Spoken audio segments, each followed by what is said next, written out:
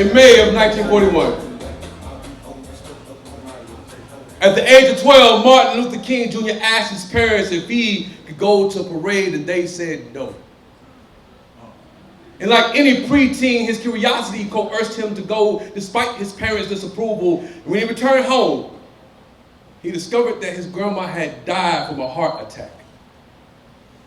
And at that moment, his heart must have swallowed an elephant. I can only imagine how heavy that must have felt. So his guilt made him feel like he didn't want to live. Like that cross was too big for his young shoulders to bear. Like, I don't want to be awake, I'd rather dream. So in an attempt to commit suicide, he went upstairs and jumped from the second-story window of his house like an angel who gave up his wings. He was hurt, but he survived. On September 20th, 1958, while on a book tour signing copies of his book Stride Towards Freedom, King was approached by a young lady who asked him if he was Martin Luther King Jr., and he said he was. She said, "I've been looking for you for 5 years." She pulled out a letter opener and stabbed him in the chest. It took the doctor 3 hours to remove it because the tip of the blade was a hair from his heart. His heart must have been sweating bullets heavy. Like, I don't know how much more I can take, because if he would have took one deep breath, the point of that blade would have punctured his heart. He would have drowned in his own blood. He was hurt, but he survived.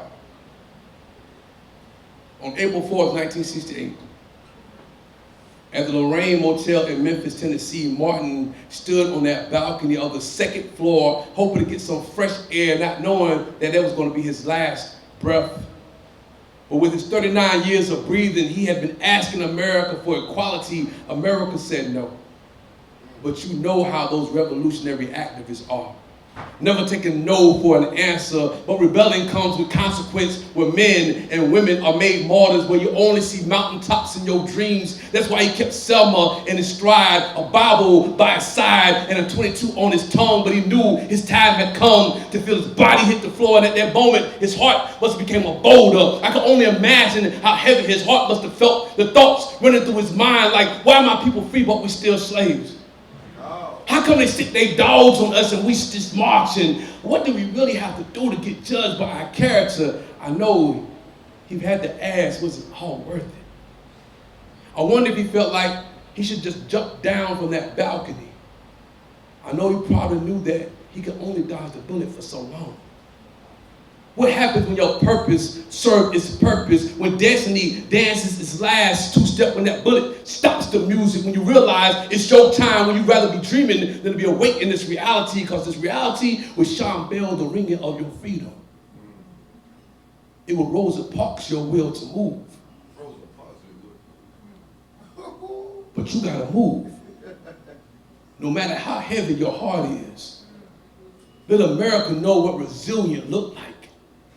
That you are more than house servants and tree ornaments. That you are more perseverance than plantation.